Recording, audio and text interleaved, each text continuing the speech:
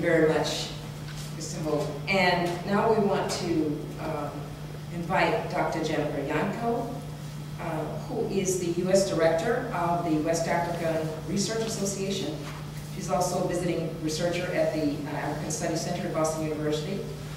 Dr. Yanko holds a master's degree from the Harvard School of Public Health, where she specialized in the social and political determinants of health and worked for a number of years as a women's health advocate.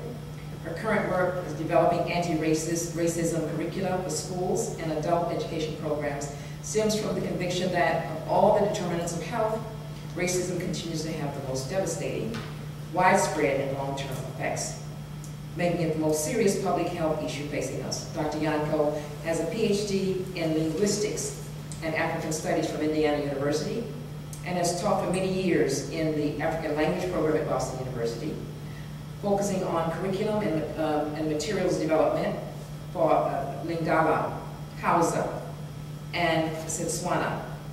These are the languages. She speaks many, many languages.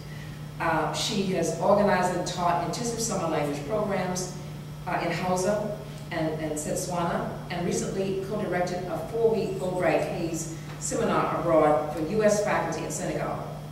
Dr. Yanko spent many years in Niger, involved in various aspects of language education, and served for 2 years as a Fulbright senior lecturer in linguistics at the Université de Niamey. So can you help me welcome Dr. Yanko?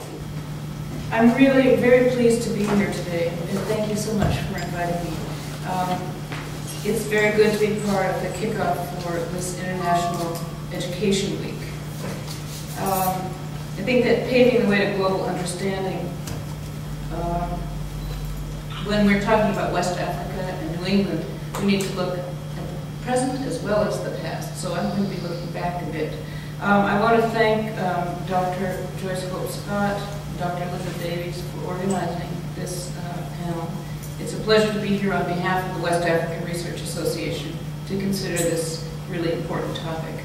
I'd also like to thank my fellow panelists and those of you who have come here to engage in the discussion this morning.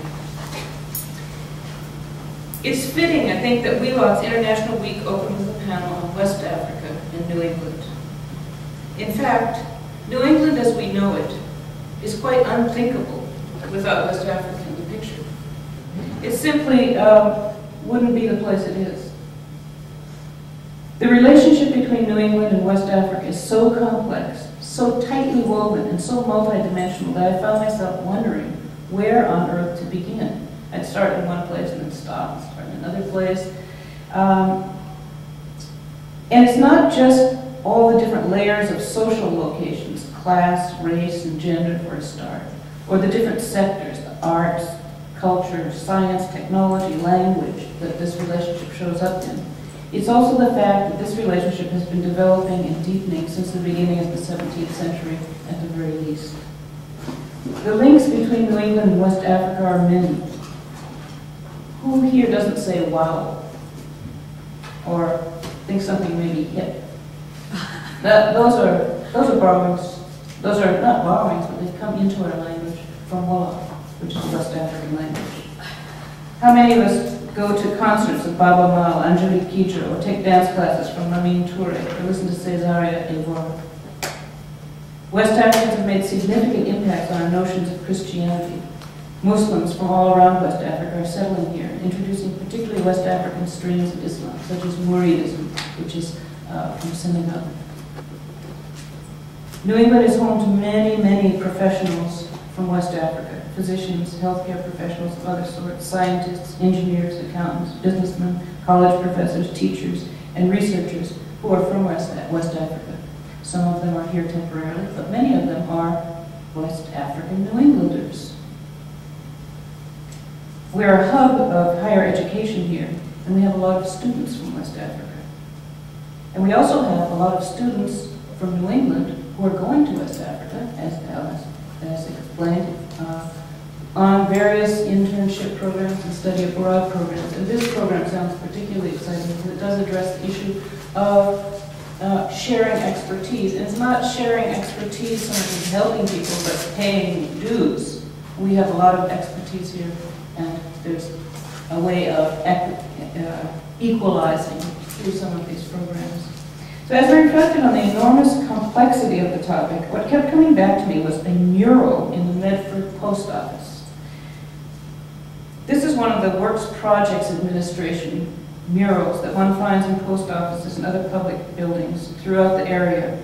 The one in Medford has been, over the years, a source of some controversy, with some agitating to have it removed, and others urging that it remain as a witness to a history that many would prefer to forget.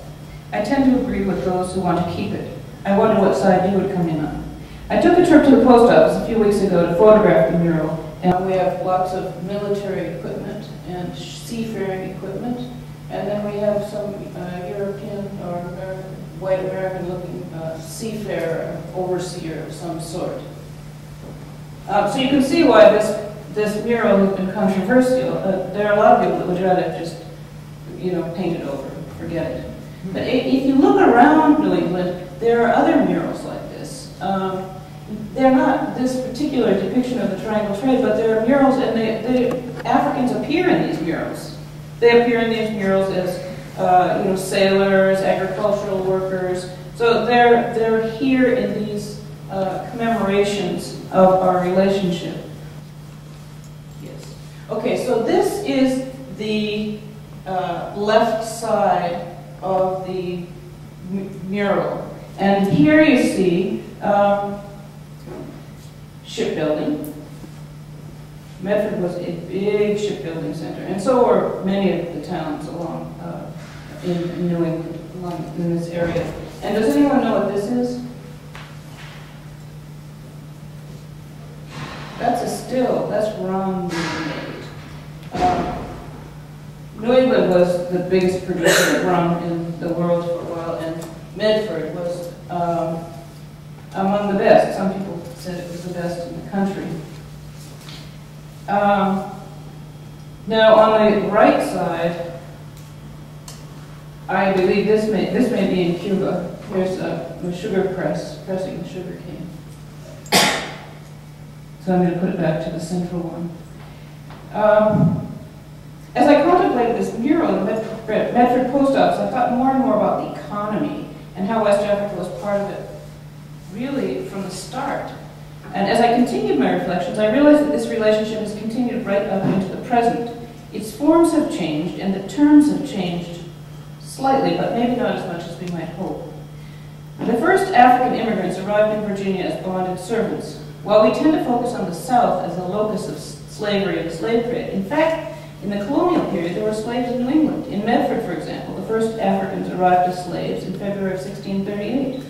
In Connecticut, the first Africans arrived in 1639. In Rhode Island, in 1652.